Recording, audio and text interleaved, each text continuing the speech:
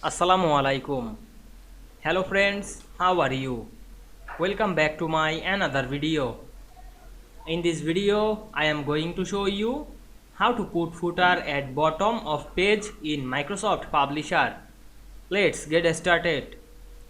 Firstly, we have to open a publisher document and take some pages. Now we want to put footer at bottom of this page. Go to the insert menu. Then we can see here many option. We find and select the footer option. Then we can see the text box here, this bottom of this page. You can write anything on this box. Now I write the footer text.